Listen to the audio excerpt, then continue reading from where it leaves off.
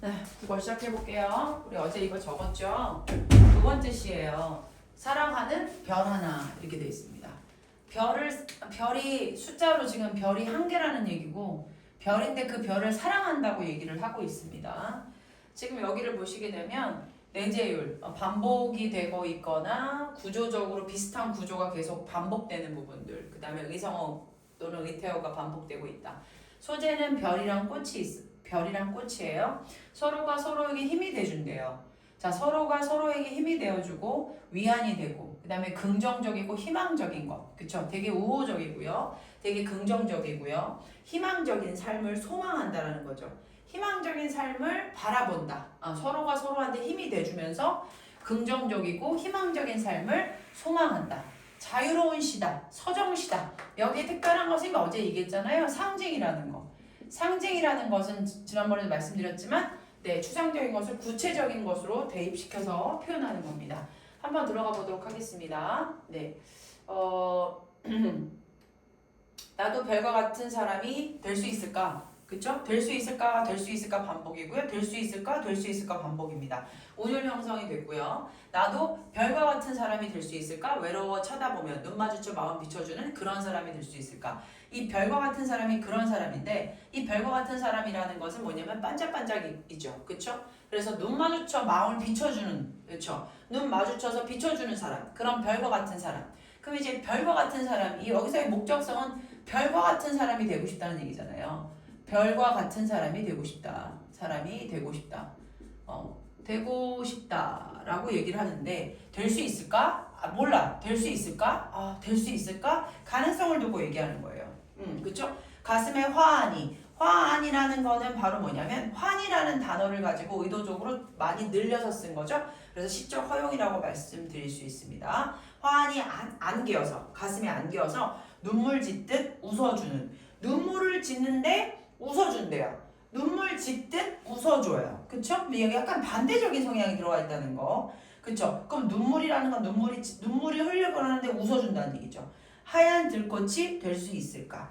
하얀 들꽃. 여기서의 하얀 들꽃도 이 여기와 같은 지금 꽃이라는 거죠. 여기서 지금 보시게 되면 나는 꽃이 될 수 있을까? 나는 별이 될 수 있을까? 별과 같은 사람이 되고 싶다는 얘기고 또는 뭐예요? 꽃과 같은 사람이 되고 싶다는 얘기예요. 근데 되고 싶다고 얘기를 정확하게 하진 않았어요. 여기서는 별이나 꽃과 같은 사람이 누군가에게 의미 있는 존재가 되어주고 싶은 소망, 그럴 수 있을까? 라고 얘기를 하고 있는 거죠. 그래서 이런 꽃이 되어서 누군가에게 소망이 되어주고 싶다라는 것을 굉장히 뭐라고 주도적으로 말하진 않았어요. 직접적으로 말하진 않았습니다. 자, 여기까지가 1, 2년입니다. 자, 그러면 3, 4년 한번 가보도록 할게요. 자, 여기서는요. 반복되는 게 있습니다. 갖고 싶다라는 표현이 계속 반복이 됐고요. 그 다음에 가슴에 사랑하는 별 하나를 갖고 싶다. 똑같죠? 외로울 때 부르면 다가오는 별 하나를 갖고 싶다. 굉장히 도전적으로 얘기했어요. 갖고 싶어! 이렇게 얘기하는 거잖아요. 그렇죠? 직접적으로 표현했다. 자, 1, 2년은 직접적이지 않습니다. 근데 3, 4년은 어떻게 됩니까? 지금 3, 4년이나 1, 2년은 뭐였대요? 사람이 되고 싶은 소망을 갖고 있는 거죠. 싶은 소망을 얘기하는 건데 여기는 뭐냐면 별과 같은 사람이 되고 싶다 이렇게 해가지고 여기서는 뭐예요? 직접적인 거를 얘기하고 있다라는 얘기죠. 네, 되고 싶다라고 얘기하고 있다. 그래서 별과 같은 외로울 때 부르면 다가오는 별 하나를 갖고 싶대요. 별 하나를 갖고 싶대요. 여러 개 아니고 별 하나가 되고 싶다. 별 하나를 뭐 하고 싶다? 갖고 싶다. 미안해요. 자꾸 틀리네. 별 하나를 뭐 하고 싶다? 갖고 싶다라고 얘기했어요. 별과 같은 사람이 되고 싶고 그 별 하나를 갖고 싶다는 얘기죠. 네. 그래서 되게 직접적으로 얘기를 하고 있다. 직접적으로 얘기를 하고 있다고 얘기하고 있습니다. 마음이 어두워요. 그럼 마음이 지금 어둡죠. 근데 마음이 어두워요. 네. 근데 이제 밤이 그러면 그럴수록 밤이 깊어져요. 내가 마음이 어두운데 밤이 깊어져요. 그렇죠? 둘 다 똑같이 어떻죠? 어떤 그 어려운 상황 속에서의 그 어두움을 보여주고 있는 거잖아요. 시적으로, 그렇죠? 시각적으로 어두운 부분입니다. 시각적으로 어두움을 표현하고 있는 거죠. 예, 그러면 이 어둠이라는 거는 뭐냐면 되게 힘들고 슬프거나 이런 표현이라고 볼 수 있어요. 내가 지금 굉장히 마음이 어둡다라는 건 힘들고 슬프다는 얘기예요. 근데 밤이 깊어져요. 그러면 이 마음의 어두움이 더 깊어지겠죠. 그래서 우러러 쳐다보게 되는 거예요. 뭐를요? 별을요.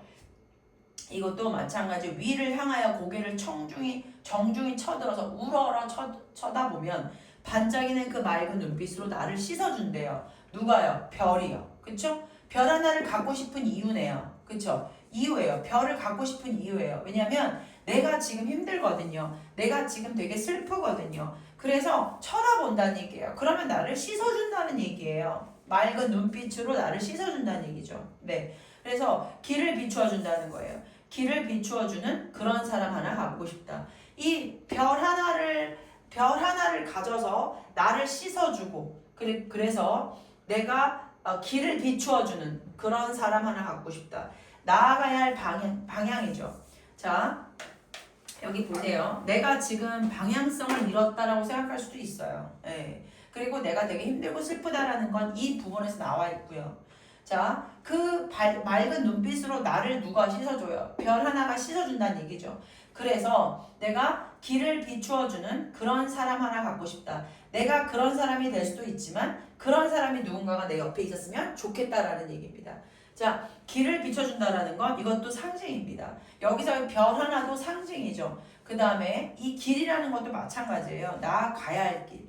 나아가야 할 길이죠. 나의 뭐예요? 소망, 꿈 이런 거죠. 이 꿈을 제발 비추어주는 그런 사람이 갖고 싶다는 얘기예요.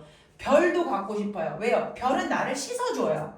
내가 지금 슬프잖아요. 근데 이 별은 나를 씻어주죠. 그런데 씻어주고 또 내 옆엔가 혹은 누군가가 그 길을 내가 가야 할 길을 비춰주는 그런 어두운 길을 가는 걸 비춰주는 그런 사람이 나한테 있었으면 좋겠다라는 이야기입니다. 그래서 1, 2어는 존재가 되어주고 싶은 소망, 별과 꽃과 같이 누군가에게 의미 있는 내가 가슴에 눈물 짓듯 웃어주는 하얀 들꽃이 될 수 있을까? 내가 그런 사람이 될 수 있을까? 라고 얘기를 하고 있는 거죠.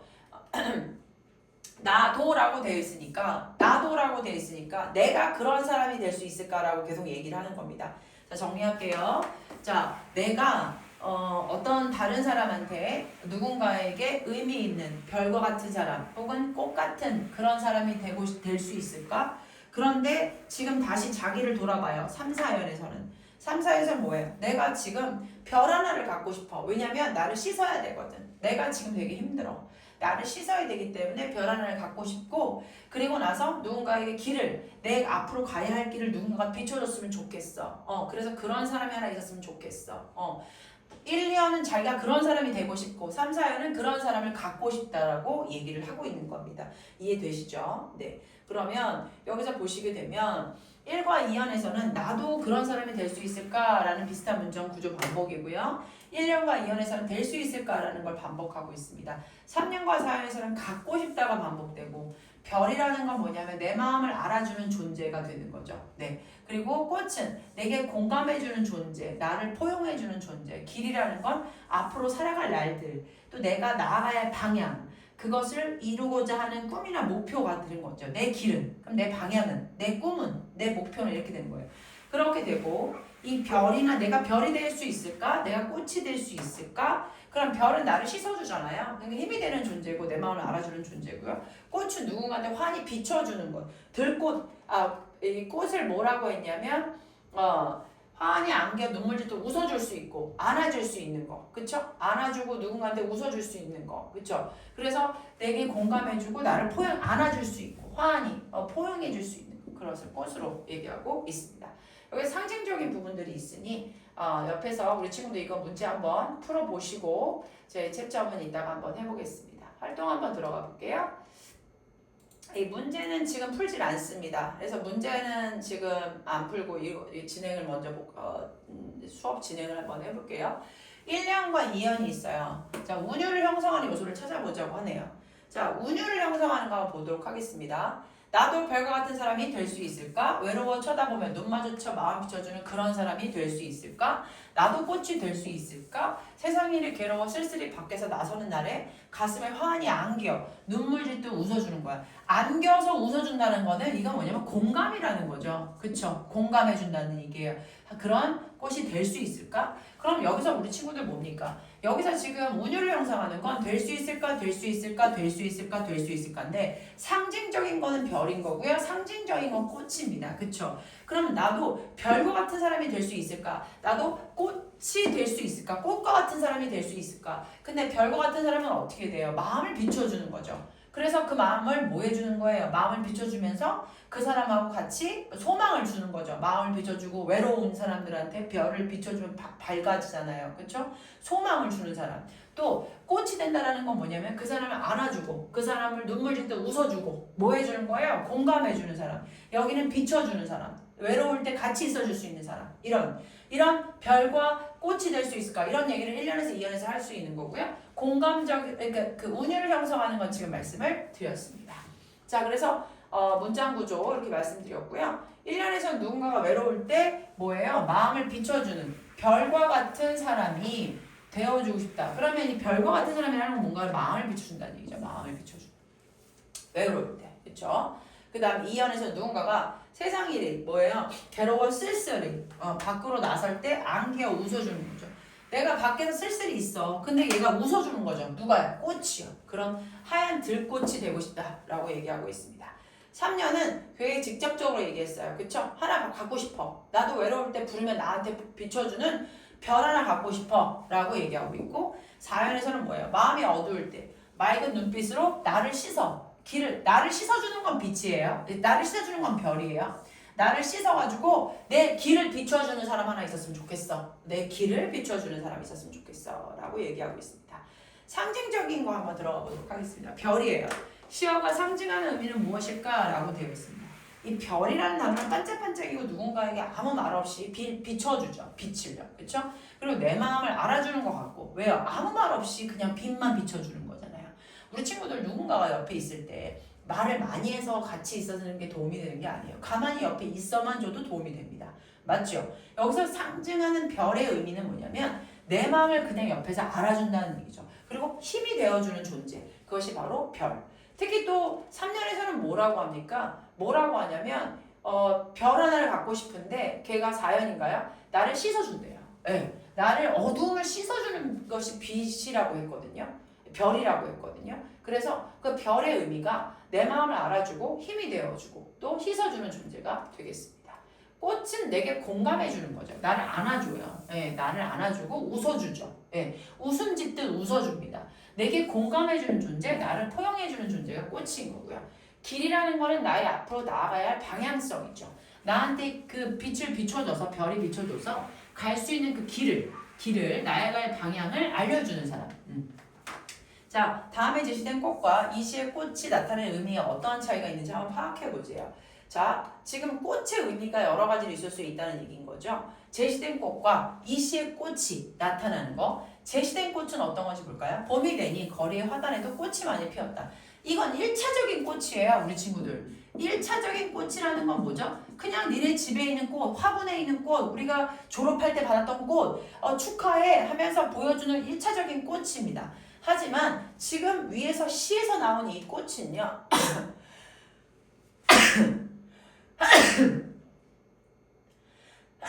미안해요. 이 시에서 나오는 꽃은 다른 걸 상징한다는 거죠. 이 상징이 뭐냐는 거예요.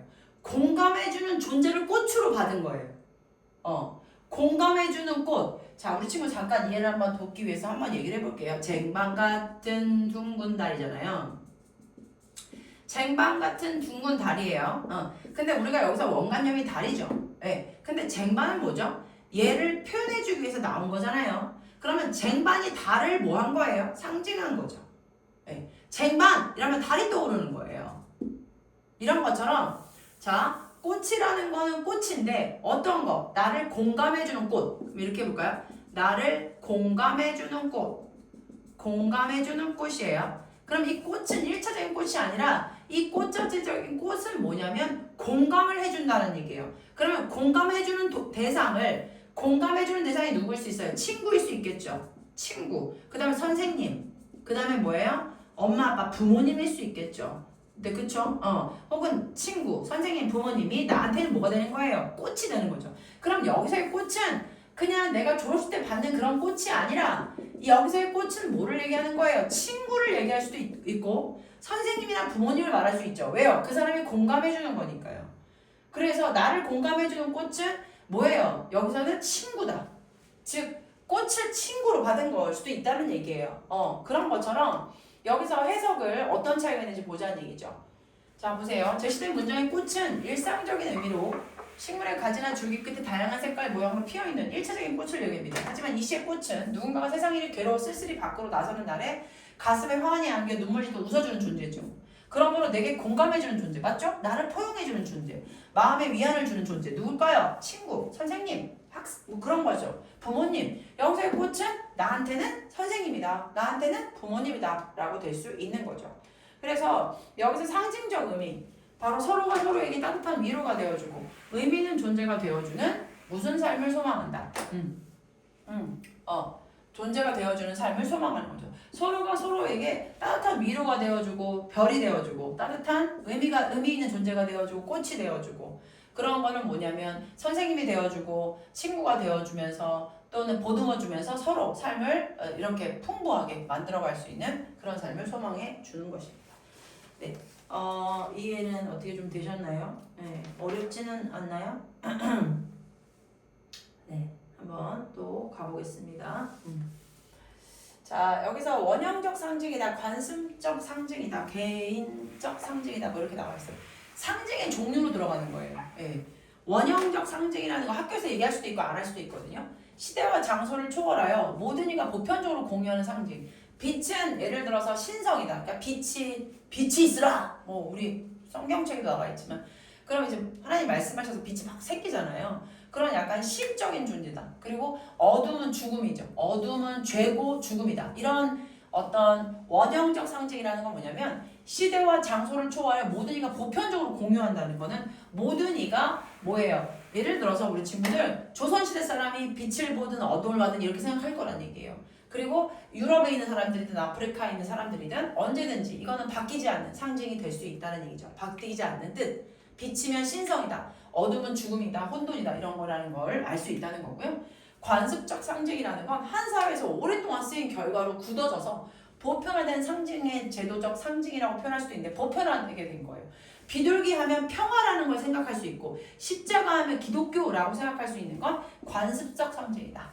또 개인적 상징이라는 건 바로 뭐냐면 개인에 의해 독창적으로 만들어서 문화적 효과를 거두는 상징으로서 사람들이 잘 모르는 걸 수도 있지만 이 사람은 특별히 만들어낸 걸 수도 있죠. 어떤 작가가 말이에요. 그런 거를 개인적 상징이라고 말할 수 있습니다. 자, 이거 한번 볼게요. 자, 추상적인 대상을 한번 떠올려 볼까요? 다른 사람에게 어떤 존재가 되고 싶나요? 또는 내 곁에 어떤 존재가 있으면 좋겠나요? 마음에 평안을 주는 존재가 있었으면 좋겠고, 또 마음에 어떤 마음의 기쁨이, 그렇죠? 맨날 샘솟고, 네, 그런 평안함을 주는 존재. 그런 추상적인 대상을 떠올려 봐요. 그리고 그걸 구체적인 삶으로 나타내 볼까요? 추상적인 대상을 상징적으로 표현하는 거죠. 그런데 그 마음의 평안함을 주는 존재가 나한테는 나무라는 거예요. 저한테는 뭐냐면 예수님이에요. 네, 저는 평안함을 주시고 나의 가야 할 길을 나한테 평안함을 주는 존재도 예수님이시고 길을 알려주시는 분도 예수님이십니다. 근데 나의 삶의 방향성도 예수님이라고. 예수님은 나의 길입니다. 예수님은 나의 별입니다. 예수님은 나의 삶입니다. 뭐 이런 여러 가지를 즉 추상적인 내용을 구체적인 사물로 바꾸어서 쓰는 것을 바로 상징이다라고 말할 수 있습니다. 그래서 우리 친구 상징은 뭐죠? 추상적인 걸 뭐라? 구체적인 거를 바꾸는 거다라고 말씀을 드렸습니다. 네, 지금 이제 이렇게 하면서 계속 이제 문제를 다 하고 나서 이제 문제를 좀 풀어주시면 좋겠습니다. 지금 페이지가 어디냐면 16페이지까지 넘어갈게요. 자, 1에서 답한 내용을 하나의 연으로 표현해보자. 그리고 자신이 느끼는 상징의 효과를 말해보자 라고 되어 있습니다.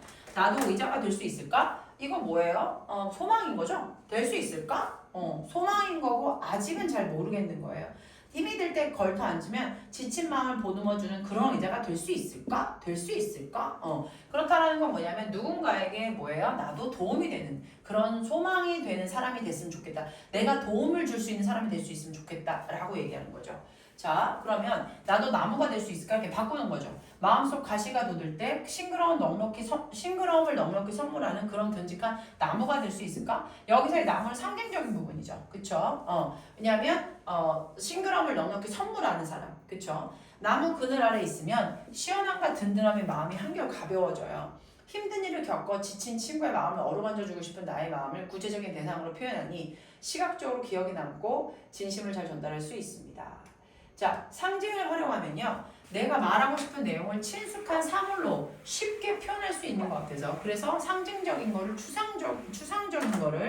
추상적인 것을 구체적으로 표현하다 보니까 뭐예요? 좀 더 이해가 잘 되고 또 뭐예요? 쉽게 표현할 수 있어서 기억이 잘 난다 라고 돼 있죠. 기억이 남고 진심을 더 잘 전달할 수 있다는 것이 상징의 효과입니다. 뭐 시를 한번 적어보라고 얘기를 하고 있어요. 그쵸? 완성한 시 이거는 해주시면 될 것 같고 넘어가 볼게요. 자, 상징이라는 건 되게 중요합니다. 시험 문제 되게 잘 나오고 효과를 쓰세요라고 나올 수 있어요. 효과 먼저 볼까요? 막연한 대상이라는 건 추상적인 대상인 거죠. 그거를 눈에 보이는 사물로 그러면 이건 구체적인 사물인 거죠. 이렇게 표현해서 작품의 주제를 효과적으로 드러낼 수 있고요. 대상에 여러 의미를 부여하여 작품을 다양하고 깊이 있게 이해할 수 있다 라고 얘기하는 것이 바로 상징의 효과입니다. 그럼 바로 상징이라는 건 추상적인 대상을 구체적인 대상으로 표현하는 방법이죠. 행운은 뭐예요? 되게 구체적인 추상적인 거잖아요. 그죠? 네이클로버가 뭐예요? 네이클로버를 가지고 우리가 행운을 표현할 수 있다는 거죠. 사랑이라는 처럼 일정한 형태나 성질을 갖추고 있지 않은 걸 추상적인 거고 구체적인 것은 꽃, 그 다음에 길처럼 일정한 형태나 성질을 가지고 있는 거죠. 나도 꽃이 되고 싶다. 이런 표현 해볼게요. 다시요. 나도 꽃이 되고 싶다. 우리 친구도 여기서 보세요. 되고 싶다. 그럼 여기서예요. 여기서의 꽃은요. 1차적인 꽃이 아니라고요. 상징성을 갖고 있다라는 건 이 꽃이 나도 꽃이 되고 싶다라는 건 이 꽃을 다른 거로 바꾸어서 뭐냐면 나도 꽃이 되고 싶다라는 건 나도 소망이 되고 싶다. 나도 사랑이 되고 싶다. 이런 말로 바꾼 거라고요. 네. 그래서 이거를 우리가 상징이다 라고 말할 수 있는 겁니다. 자, 그래서 우리 친구 여기까지 한번 문제를 좀 풀어봐 주세요. 스탑을 딱 누르시고 16페이지까지 8번까지 문제 풀어주시면 되겠습니다. 16페이지에 8번까지 문제 풀어주시고 그리고 10보다 큰 9이라는 스필은 지금 제가 요거 한 번만 들어가 봤으면 합니다. 네, 한번 들어가 볼 거니까 지금 딱 스탑 하시고 여기 좀 눌러주시고 그 다음에 먼저 문제를 좀 풀어주세요. 시에 관련된 거 문제 푸시고 수필 설명 들어가도록 하겠습니다.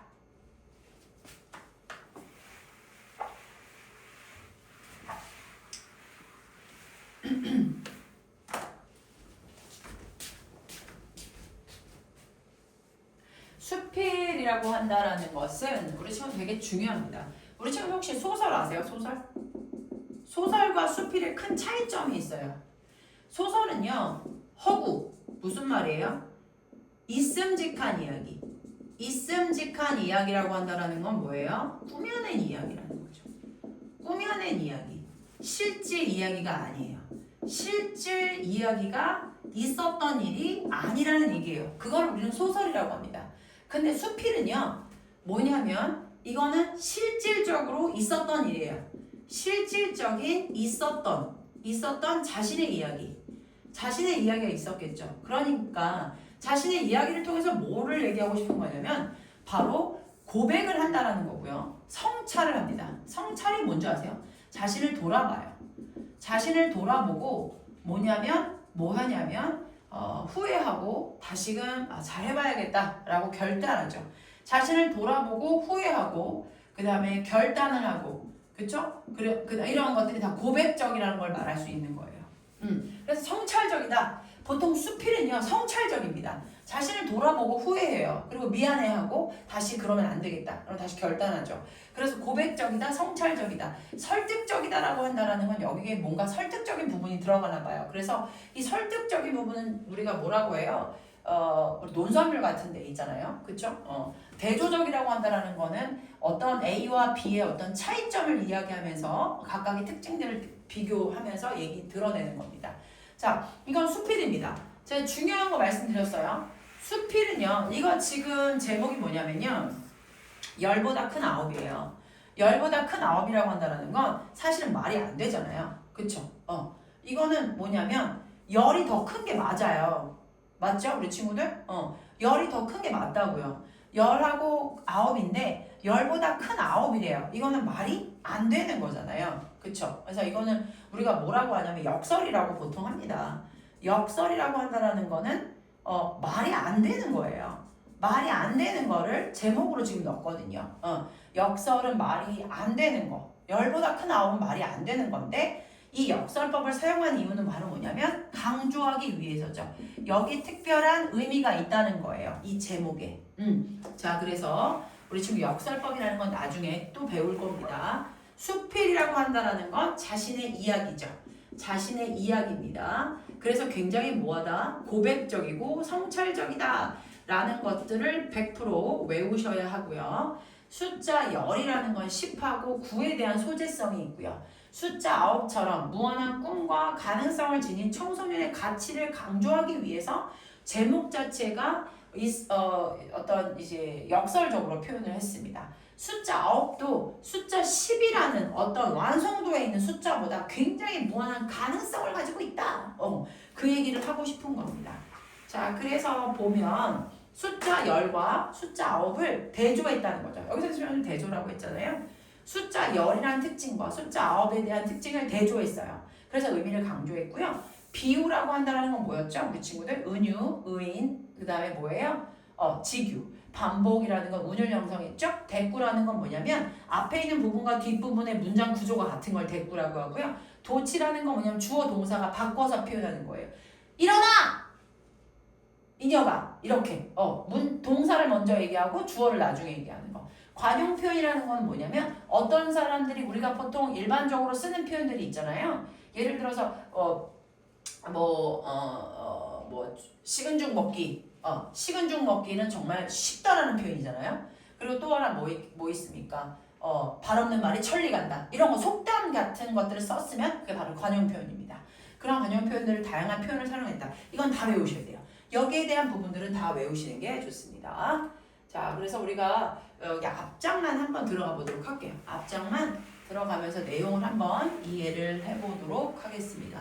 우리 친구들 가시면서 내용 이렇게 하시면서 내용을 잘 쓰시고 따라와 주시면 됩니다. 오늘은 9과 10보다 큰 9의 이문구라는 사람이 수필을 쓴 거지 소설은 아닙니다. 수필을 쓴 거예요. 그래서 수필이다 보니까 처음, 중간, 끝이라고도 할 수 있고요. 이거는 처음이죠? 맞아요. 처음, 중간, 끝으로 진행되겠습니다. 오늘은 자 시제적인 부분 오늘은 시간적인 부분 시간 9과 10이라는 단어와 10이라는 수가 지닌 뜻에 대해 생각해 보기로 합시다. 주제성을 얘기하고 있죠? 주제를 얘기하고 있습니다. 생각해 보자. 흔히 10이라는 수는 이미 이룰 것을 다 이룩한 완전수다. 그러면 10은 완전수다라고 하면서 10에 대한 숫자에 대한 의미를 얘기하고 있고요. 성공을 한 수로 여긴다. 그러면 9은 뭐냐? 바로 이건 어떤 수냐? 두말할 필요 없이 10보다 하나가 모자란 수다. 9은 모자란 수다 라고 지금 서로 정의를 내리면서 지닌 의미를 얘기하고 있습니다. 그런데 라고 얘기한 건 바로 앞에서부터 얘기했던 거하고는 다른 얘기를 하려고 하는 거니까 전환을 하는 거죠. 그런데 말이야 동양에서는 있지 그 중에서도 특히 우리나라 동아시아의 대한민국은 오랜 옛날부터 10보다 9을 더 사랑했어. 자, 이건 뭐죠? 앞에서는 기본적인 상식에 대한 얘기를 했지만 그런데 상식이에요. 상식에 관련된 얘기니까 10이 더 대단해. 하지만 그런데 라는 단어의 어떤 접속사로 인하여 동양에서 특히 우리나라는 9을 더 사랑했단다 라고 얘기하는 거죠. 이유가 나왔겠네요. 얼마나 사랑했으면 9, 9자가 두 번 든 음력 9월 9일을 중앙절이니 중군날이니 하는 이름으로 부르면서 1000년이 넘도록 큰 명절로 정하고 세워왔겠습니까? 라고 물어보는 거죠. 자, 이거는 그랬겠니? 세워왔겠습니까? 라고 하는 거를 우리가 답을 아는 거예요. 굉장히 중요했기 때문에 이렇게 했겠구나 라고 물어보는 서리법이라고 말할 수 있어요. 지금 몇 시겠니? 네가 잘했겠니? 이렇게 물어보는 건 상대방이 그 대답을 알고 있을 때 그렇게 물어보는 질문을 서리법이라고 하는 거고요. 지금 여기에 대한 예가 나왔어요. 우리가 9을 더 사랑했어요. 왜냐하면 우리가 음력 9월 9일 음력이라고 한다는 건 작은 글씨예요. 그러니까 우리가 달력을 보시게 되면 오늘 3월이야. 오늘 며칠이에요? 3월 18일은 양력입니다. 그럼 3월 18일 밑에 보면 빨간 글씨로 작은 글씨가 있거든요. 그거는 음력이라는 건데 그 음력이라고 하는 건 달이 움직이면서 이제 절기를 나타내는 숫자입니다. 그래서 음력은 지금 바로 뭐냐면 음력 9월 뭐일이다. 어떤 날이다. 9일을 중앙절로 세운대요. 그러면 중앙절로 절기를 세워서 1000년 동안 계속 이거를 절기로 세운다는 건 중요했기 때문에. 그쵸? 그 다음에 중군날이 있대요. 이거를 중앙절을 중군날이라고도 라고 부른대요.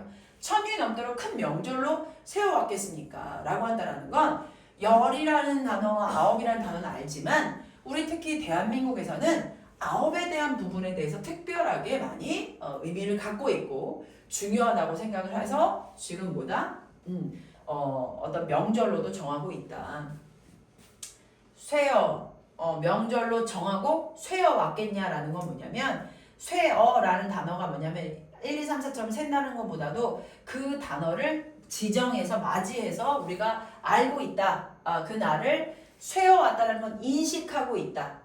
기념일 같은 날을 맞이하여 지내왔다라고 얘기하는 겁니다.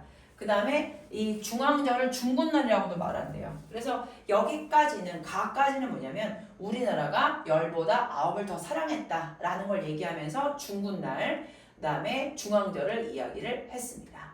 자, 나 한번 가볼게요. 중간 부분이에요, 이게요. 그러니까 어찌됐건 우리나라는 열보다 뭘 더 좋아한다? 아홉을 좋아하는 것 같다 라고 얘기를 하고 있는 거고요. 우리의 조상들이 열보다 아홉을 더 사랑한 것은 무슨 까닭이었을까요? 이제 본격적으로 그 이유에 대해서 얘기하고 있어요. 간단히 말하면 모든 일에 완벽함을 기대하지 않았다는 뜻이 아니었을까요? 자, 질문하죠. 질문을 하는 이유는 뭘까요? 질문을 한다는 건 뭐냐면 어떤 사람들한테 어떤 호기심과 집중을 유도하는 거죠. 호기심과 집중을 유도하기 위해서 굉장히 계속 질문을 하고 있는 거예요. 그러면서 모든 일에 완벽함을 기대하지 않았다는 뜻이 아니었을까요? 하면서 질문하고 대답을 얘기를 하는 거죠. 유추를 하는 거예요. 그러면서 호기심과 집중을 유도시킵니다.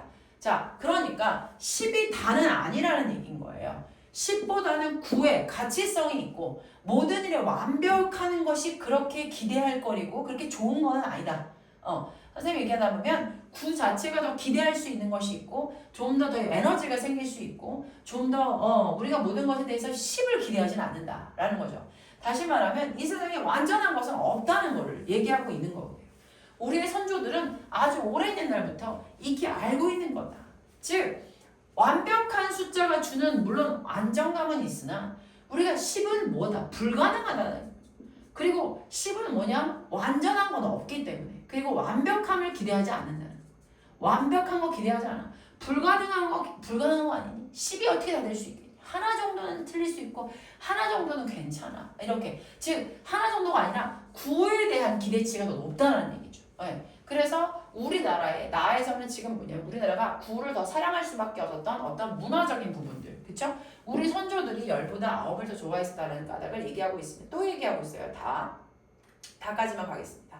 우리가 흔히 듣는 말에 모든 기록은 깨어지기 위해서 있다라는 말이 있습니다. 이거 관용 뭐예요? 어떤 누군가가 했던 말을 지금 쿠어테이션으로 지금 인용을 했지 않습니까? 그쵸? 누군가가 모든 기록은 깨어지기 위해서 있다라는 단어는 이런 말을 했단 말이에요. 이거는 관용 표현이에요. 관용 표현을 들었다는 건 누가 말했던 거를 인용한 거예요. 그쵸? 바로 깨어지기 위해서라는 건 뭐냐면 인간은 무한한 가능성은 있다는 거예요. 원래 기록은 깨지려고 있는 거야. 야, 니네가 뭐 할 수 있어? 열심히 할 수 있어. 라고 얘기하는 거고. 또 완전한 인간은 없어. 아무리 그렇게 올려도 그 사람들은 우리가 그걸 더 잘할 수 있어. 이 말이 맞지 않는 말이라면 여러분이 아시다시피 세계 제일의 기록만을 수록하는 기네스북도 해마다 다시 찍어내야 된다는 얘기죠. 찍어내야 할 이유가 없겠죠. 기록은 계속 갱신되잖아요. 우리 친구들. 모든 기록은 반드시 깨어지기 마련이다라는 것을 얘기하고 싶은 거죠. 예. 모든 기록은 반드시 깨어지기 마련인 것은 그 기록을 이룩한 것이 인간이기 때문입니다. 인간은 저마다 무한한 가능성을 타고난 존재이고, 그쵸? 아울러 이 세상에 완전한 인간은 결코 어디에도 있을 수 없기 때문에 라는 사실 또한 그 스스로 증명하는 존재이기도 합니다. 인간 자체가 불완전하다. 그리고 무한한 가능성을 타고난 존재이지만 아울러 이 세상에서는 완전한 인간은 결코 어디에도 없다. 자, 우리가 10을 향해 달려는 가지만 10은 이룰 수가 없다는 얘기를 하고 있는 거죠. 우리는 계속 갱신이 됩니다. 계속 기록이 예를 들어서 뭐 9.5다 그러면 그 다음에는 9.6이 있고 그 다음에는 9.69가 있을 수 있고 이러면서 해마다 갱신을 하지만 사실은 우리가 10에 도달하지는 못할 것이다. 이 세상에 완전한 인간은 결코 어디도 없을 거야 라고 얘기를 하면서 사실 또한 그 스스로 증명하는 존재이기도 합니다. 자, 그거를 우리가 증명하고 있고 알고 있다는 얘기를 하고 있는 거죠. 예. 숫자를 무엇에 빗대어 표현했을까라고 지금 얘기를 계속 하고 있는데 다시 한번 이야기를 한번 해볼게요. 이 부분 좀 애매할 수 있으니까 다시 한번 해볼게요. 자, 우리가 흔히 듣는 말에 모든 기록은 깨어지기 위해서 있다라는 말은 이 기록은 깨어진다는 이야기가 있다는 얘기예요. 그러면 세계 제일에 우리 친구들 세계 글자 정확하게 보세요. 세계 이렇게 됩니다. 세계 제일의 기록만을 수록하는 기네스북도 해마다 갱신이 된다는 거죠. 자, 찍어내야 할 이유가 없겠죠. 그쵸? 세계 제일의 기록만을 수록하는 기네스북도 해마다 다시 왜 찍어내야 되냐는 거죠. 기록이 바뀌니까요. 모든 기록은 반드시 깨어지기 마련인다는 건데 그 기록을 이룩한 것이 인간이기 때문이라고 생각합니다. 계속 깨어진다는 건 그 기록을 이루기 위해서 열심히 노력을 한다는 거죠. 9였는데 계속 노력을 하고 계속 기록을 갱신하기 위해서 노력하는 거예요. 이룩을 하는 거예요. 반드시 깨어지기 때문에 깨어지기 위해서 노력을 한다는 거죠. 인간은 저마다 무한한 가능성을 타고난 존재는 맞아요. 하지만 이 아울러 이 세상에서는 아울러라는 건 뭐냐면 더욱이 플러스를 얘기하는 거죠. 이 세상에 완전한 인간은 결코 어디도 없다는 거죠. 가능성을 타고났지만 완전한 사람은 없다는 얘기예요. 노력을 할 수 있다는 얘기죠. 그래서 사실 또한 그 스스로 우리가 그걸 증명했다는 얘기입니다. 예. 그래서 우리가 지금 10보다 9에 대한 의미가 문화적으로 그리고 우리에 대한 어떤 인식 그렇죠? 그리고 우리가 어떤 이런 걸 생각하면서 우리가 이걸 깨우치고 있다는 거를 얘기하고 있습니다. 네. 그래서 우리 친구들이 이거를 한번 여기까지만 문제를 한번 풀어보셨으면 좋겠습니다. 문제 10번까지. 네, 옆에 문제 있죠? 9번하고 10번까지 문제 풀어주시고 내용 정리하시면 되겠습니다. 나머지는 이제 내일 이어서 또 진행하도록 할게요.